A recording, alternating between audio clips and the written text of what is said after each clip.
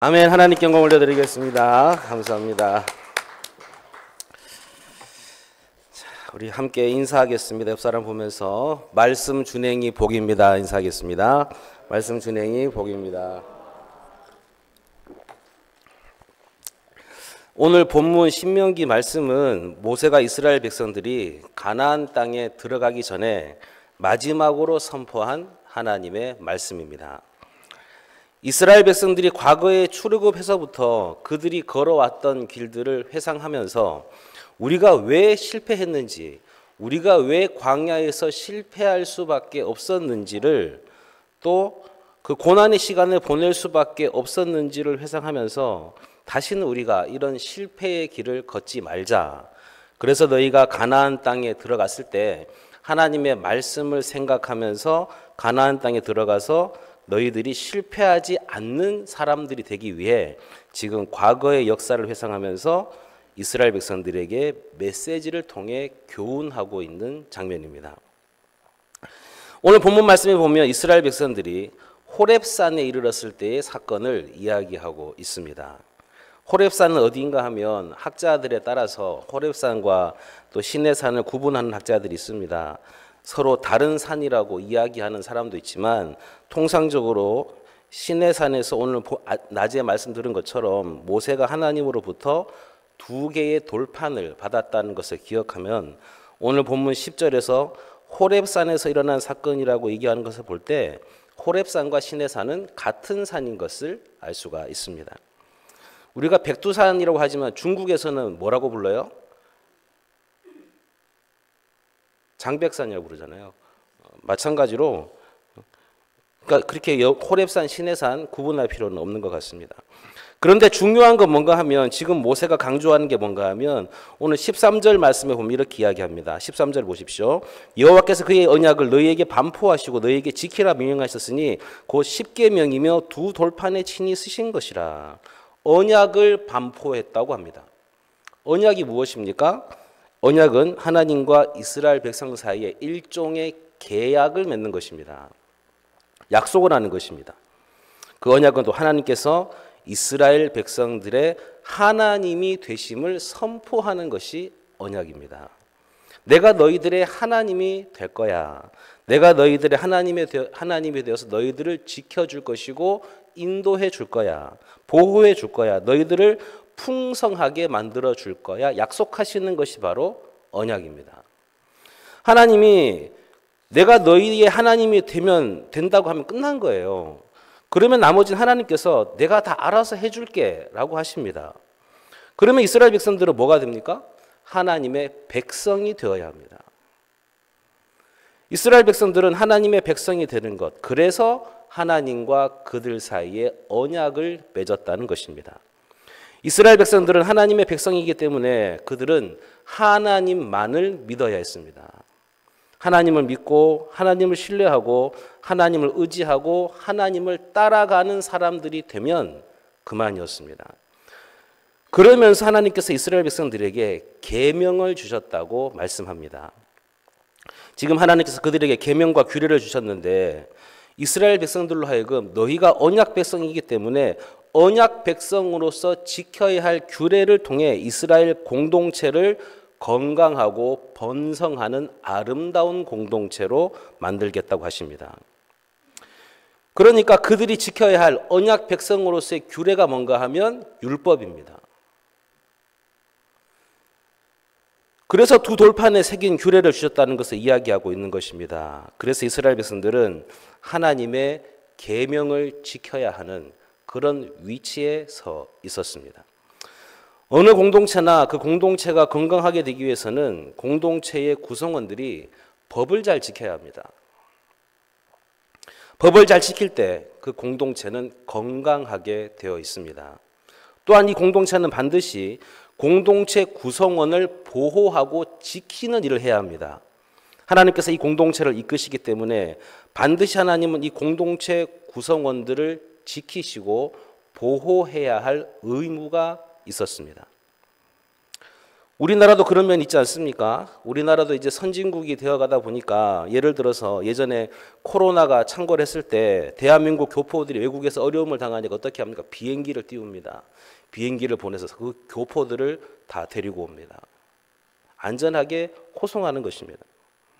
또 이스라엘의 전쟁이 터졌을 때 그곳에 비행기를 보내서 그곳의 교민들을 안전하게 이송하는 것. 이게 바로 국가의 의무입니다. 그래서 국가는 반드시 그 나라 국민들을 지켜줘야 되는 것입니다. 미국에서 아주 유명한 영화 중에 하나가 다 아시다시피 라이언 일병구하기라는 영화가 있지 않습니까? 그 영화 보지 않아도 제목만 딱 봐도 알 수가 있습니다. 라이언 일병이라는 병사 하나가 적국에게 사로잡혀 갔는데 그 병사 하나를 구출해 오기 위해서 미국 정부가 나섭니다. 그 형제들이 다 죽었기 때문에 그 아들 하나라도 구해오기 위해서 특수부대원들이 가서 많은 특수부대원들이 죽어야 함에도 불구하고 그 병사 한 명을 구출해 오는 것입니다. 모든 자원을 총동원해서 그 병사 하나를 꺼내옵니다.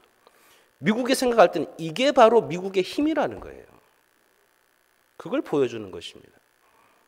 자기 나라의 병사들, 자기 나라의 국민들은 어디에서 무엇을 하든지 반드시 지키고 반드시 데리고 와서 안전을 보호해 준다.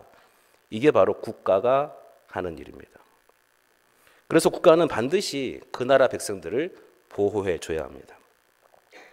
그러면 나는 뭘 해야 될까요? 국가의 법을 준수해야 합니다. 그래서 국가의 헌법을 준수하고 국가의 모든 법령을 따라서 지켜 행하는 사람들이 될 때 그 국가는 건강한 공동체가 될 수가 있습니다. 그런데 법을 지키지 않으면 어떻게 될까요? 법을 지키지 않는 사람들은 그 사회에서 격리시켜야 합니다. 공동체를 건강하게 유지하기 위해서는 법을 지키지 않는 사람은 격리시켜야 합니다. 예를 들어 성범죄자를 그냥 사회에 내버려 두면 불안해서 아이들을 학교에 보낼 수가 없습니다. 또 살인자를 그냥 길거리에다 아무나 풀어놓으면 안 되는 거잖아요. 그렇기 때문에 당연히 국가는 그들을 격리시켜야 합니다. 그래서 대통령이 취임할 때도 보면 선서를 하죠. 나는 헌법을 준수하며 처음부터 그렇게 말합니다. 법을 지키겠다고. 대통령이라 할지라도 헌법을 준수해야 되고 법을 지켜야 합니다. 대통령도 예외가 없습니다. 그래서 대통령부터 모든 국민 한 사람 한 사람까지 법 앞에서는 평등하다고 말하는 것입니다. 지금 하나님께서 말씀하시는 게 뭔가 하면 내가 하나님의 나라를 세워서 그 나라 안으로 너희들을 이끌어 왔기 때문에 너희들은 이 하나님 나라의 법을 지키며 사는 사람들이 되어야 한다는 것을 말씀하십니다. 그래야만 하나님 나라가 건강하게 세워질 수 있기 때문에 그들에게 지금 하나님께서 모세를 통하여 말씀하십니다. 너희는 듣고 지켜 행하라. 계속해서 말씀하십니다. 듣고 지켜 행하라. 그런데 이스라엘 백성들이 실패했다는 사실입니다. 하나님께서 주신 말씀을 그들이 붙들지 않고 실패하는 삶을 살고 말았습니다. 이스라엘 백성들이 출애굽해서 시내산에 가서 하나님과 언약을 맺습니다. 언약을 맺으니까 하나님의 책무는 뭔가 하면 이스라엘 백성들에게 풍요로움과 번영을 허락해 주셔야 됩니다. 평화와 풍요로움을 허락해 주셔야 되고 그렇게 그들을 풍성함으로 이끄시기 위해 그들을 안내하십니다. 이끌어 주십니다. 그래서 그들을 어디로 데리고 가십니까? 가나안 땅으로 데리고 가시는 것입니다. 가나안 땅으로 가려고 하기 때문에 이스라엘 백성들은 하나님이 자기 하나님이니까 그냥 하나님만을 믿고 따라가면 되는 것입니다. 그냥 믿고 따라가면 되는데 그들이 믿지 못하고 따라갔습니다. 그래서 그들이 어떻게 했습니까? 가데스 바냐에서 12명의 정탐꾼을 보냅니다. 12명 중에서 갔다 와서 10명이 부정적인 보고를 하게 되니까 그들 안에서 하나님을 향하여 원망하는 일이 벌어집니다. 그러자 하나님께서는 결국 이스라엘 백성들이 가나안 땅에 들어가지 못할 것이라고 말씀하시면서 그들이 광야 40년 동안 광야에서 생활하게 되었고 그들이 광야 생활하는 중에 신광야길을 걷다가 이제 40년 가까이 광야길을 걸어오고 있기 때문에 에돔 지역을 통과하여 요단강의 동편 지역을 타고 올라가고 있는 중입니다. 요르단강이 있으면 요르단강은 동편과 서편이 있는데 동편은 지금으로 보면 요르단 땅이에요. 이 요르단 땅으로 올라가고 있습니다. 동편에는 에돔 족속이 있고 그 위에 모압 족속이 살고 있습니다. 그 모압 족속과 마주했을 때 있었던 사건을 오늘 이야기하고 있습니다. 모압 족속과 마주하게 됐을 때 하나님이 말씀하십니다. 모세야, 모압 족속은 너희의 형제 국가다라고 말씀하십니다. 왜 형제 국가로 가실까요? 아브라함의 조카 롯으로 말미암아 생긴 족속이 모압 족속이기 때문에 형제 국가라고 하십니다. 그러니까 그들을 괴롭게 하지 말고 그들과 싸우지 말고 그들을 통과해서 가라고 말씀하십니다. 그래서 모세가 모압 족속에 가서 말합니다. 우리가 길만 내다오. 우리가 너희에게 길만 통과하고 가다가 양식도 사 먹고 물도 사 먹고 다 너희에게 어떤 피해도 주지 않을 테니까 우리가 지나가게만 해달라고 말합니다. 그러면 모압 왕은 길만 내주면 되는데 모압 왕이 길을 내주지 않습니다. 왜 안 내줄까요? 조선시대 때 일본이 우리 보고 뭐라고 했습니까? 우리가 중국을 칠 테니까 길을 열어달라고, 통과하게 해달라고 그렇게 말합니다. 그럼 일본의 특징이 이거예요. 한반도가 길만 내주면 우리가 그 길을 통과해서 중국과 싸움을 할 것이다. 너에게는 피해를 안 줄 것이다. 그냥 지나가기만 할 것이다 라고 말합니다. 그런데 길을 내주면 지나가기만 할까요? 가다가 자기네들 군량미가 떨어지면 약탈을 해야 됩니다. 수탈을 해야 됩니다. 또 무기가 다 떨어지면 더 많은 무기를 만들기 위해 우리나라의 광산을 수탈했던 것이 일본입니다. 이곳에 거주하면서 먹고 지내면서 이 땅을 수탈하는 일이 벌어졌던 게 일본이 한 일입니다. 지금 모압 입장에서 보면 이스라엘 백성들이 광야 40년간을 살았던 그 소문을 듣고 있습니다. 광야에서 40년 동안 살아서 40년이에요. 모압 사람들이 다 뉴스를 듣고 있습니다. 광야에서 살면 죽을 수밖에 없다는 것을 그들은 너무나 잘 알고 있습니다. 굶어서 죽게 될 것이고 더워서 죽게 될 것이고 얼어 죽어 추워서 죽게 될 것입니다. 그런데 이스라엘 백성들은 그 많은 숫자들이 장정만 60만 명인데 그 많은 숫자가 어떻게 했습니까? 밤에는 하나님께서 불기둥을 세워주셔서 따뜻하게 해주시고 낮에는 구름기둥으로 시원하게 해주시고 만나와 메추라기 떼를 보내서 먹여주시고 반석을 쳐서 물이 솟아나게 해주십니다. 40년간 옷도 헤어지지 않고 신발도 떨어지지 않습니다. 그 소문을 다 듣고 있습니다. 그렇기 때문에 모압 왕이 두려움에 빠진 것입니다. 이스라엘 백성들에게는 누가 있습니까? 하나님이 계시기 때문에, 하나님이 그들을 축복하고 있기 때문에 그들이 우리나라를 통과하면은 우리나라가 완전히 쑥대밭이 될 것이다.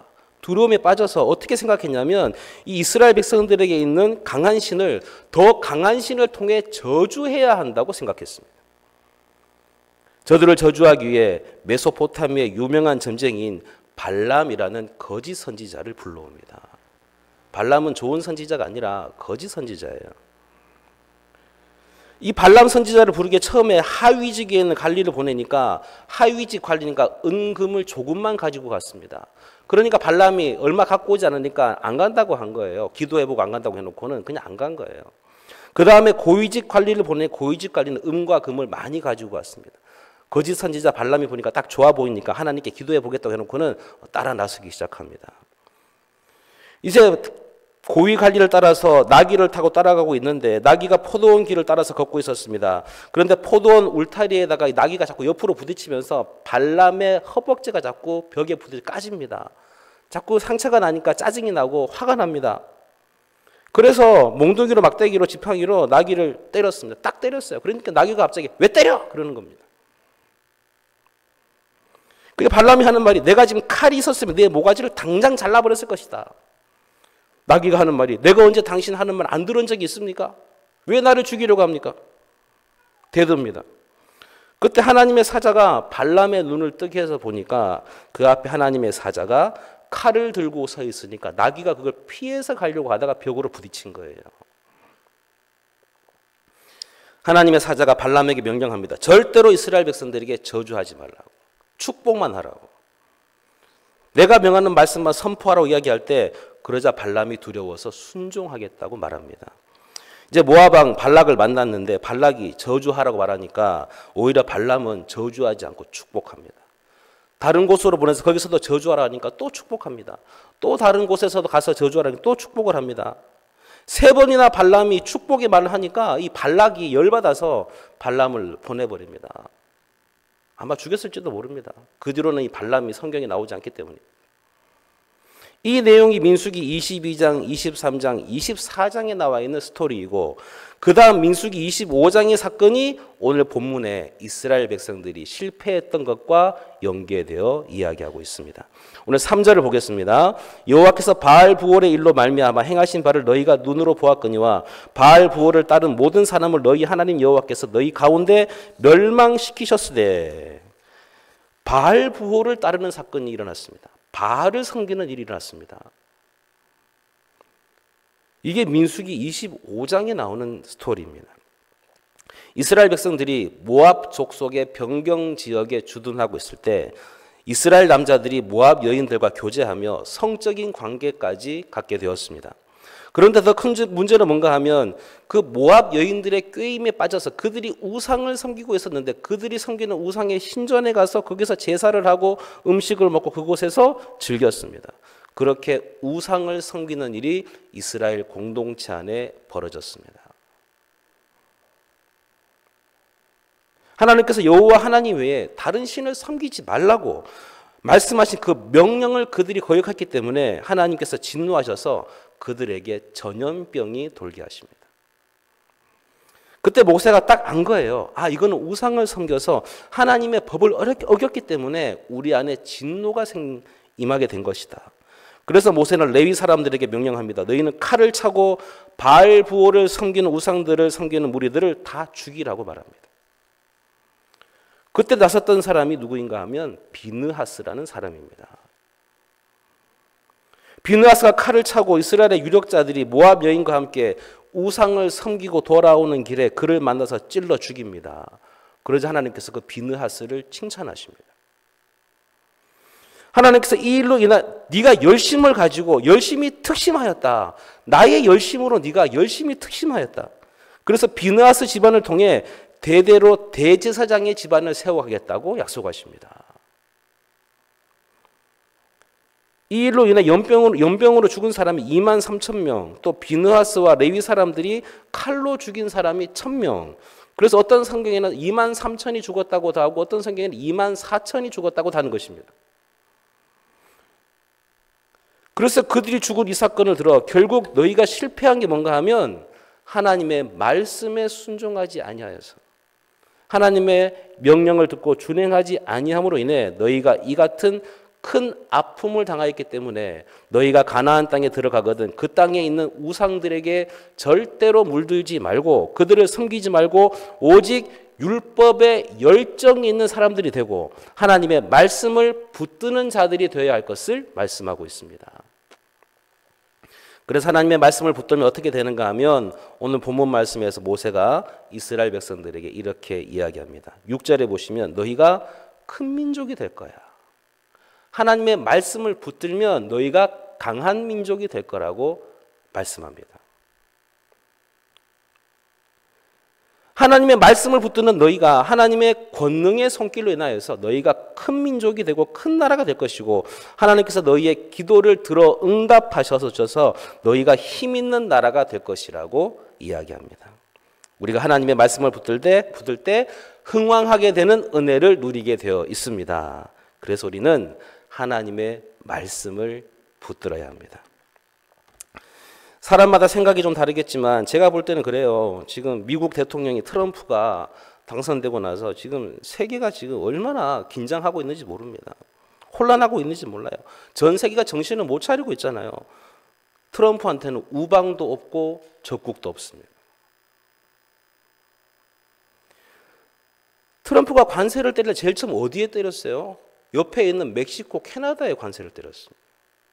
캐나다는 독수리 오형제잖아요. 이글5 최우방인데 거기다 관세를 때립니다. 그러니까 유럽에 관세를 때려가지고 유럽 사람들이 다 지금 기겁하고 있습니다. 그러면 우리는 우방이라고 우리를 봐줄 것 같습니까? 북한이 우리의 대적이잖아요. 그런데 트럼프가 김정은하고 쏙닥거려가지고 우리 빼놓고 그렇게 뭐든지 협약을 하면 우리 화가 나잖아요. 있을 수 없는 일이잖아요. 러시아 우크라이나 전쟁하고 있는데 우크라이나는 빼버리고 러시아하고 트럼프가 둘이서만 협상을 합니다. 푸틴하고 트럼프가 짝짝꿍 해가지고 둘이서 우크라이나의 운명을 결정해 버립니다. 그런데 그 세계 어느 나라가 트럼프한테 함부로 말을 못합니다. 대들지를 못합니다. 바른 말을 못합니다. 너무한다고 말을 못합니다. 왜 그럴까요? 미국이 워낙 강한 나라니까. 미국이 워낙 힘 있는 나라니까 자기 마음대로 하는 것입니다. 지금 트럼프가 착각하고 있는 거지만 그 나라가 그렇게 강대한 나라라는 사실입니다. 그런데 왜 어떻게 미국이 강해졌습니까? 여러분이 아시다시피 영국이 하나님의 말씀을 붙들 때 해가 지지 않는 나라가 되었습니다. 스페인의 무적 함대가 스페인이 하나님을 붙들 때 무적 함대가 세계를 지배했습니다. 독일이 하나님의 말씀을 붙들 때 독일의 역사와 철학과 문학이 세계를 지배했습니다. 음악이 세계를 지배했습니다. 미국도 청교도 정신이 입각해서 나라가 세워지고 그 나라가 하나님 중심의 나라가 되었을 때 그 나라가 지금까지 강대한 나라가 되었던 것입니다. 그러니까 지금 트럼프가 지 마음대로 해도 아무도 말 못하는 거예요. 잘못 비비 거슬렸다가는 온팡 뒤집어 쓸 수 있기 때문에 두려운 것입니다. 하나님을 잘 섬기는 나라가 이렇다는 사실입니다. 트럼프가 잘했다는 게 아니라 트럼프는 또 대한민국을 얕보면 안 돼요. 우리나라에 기도하는 권사님들이 얼마나 많은데 우리나라를 그렇게 얕보면 됩니까? 아멘이십니까?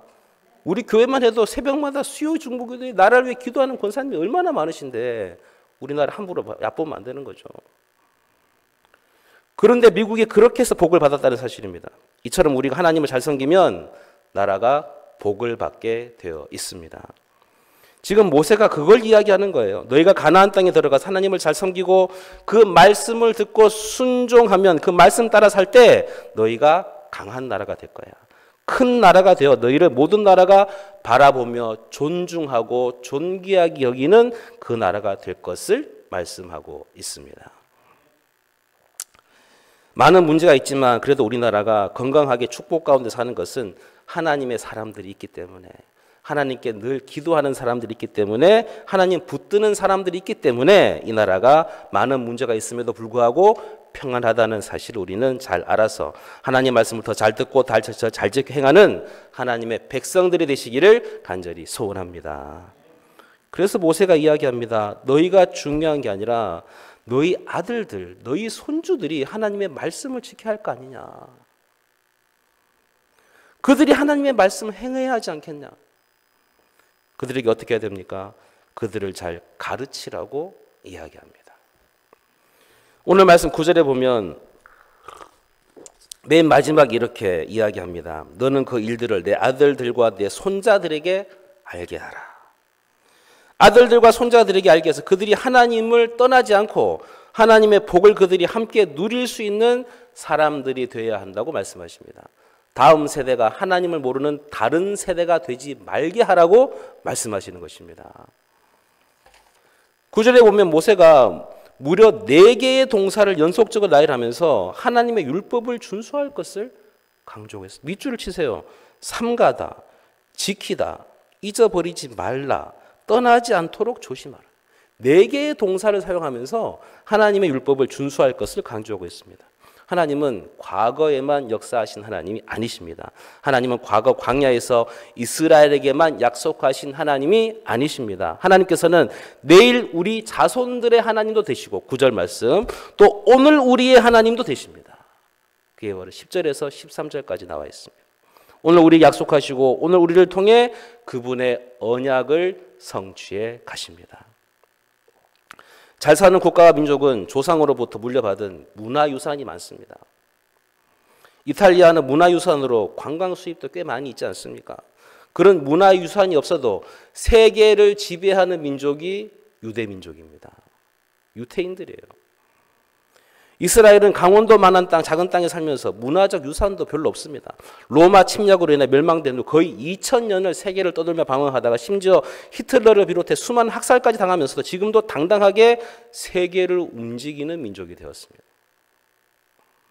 눈에 보이는 유산은 없어도 눈에 보이지 않는 정신적인, 신앙적인 유산 때문에 전 세계를 움직이는 나라가 되었습니다.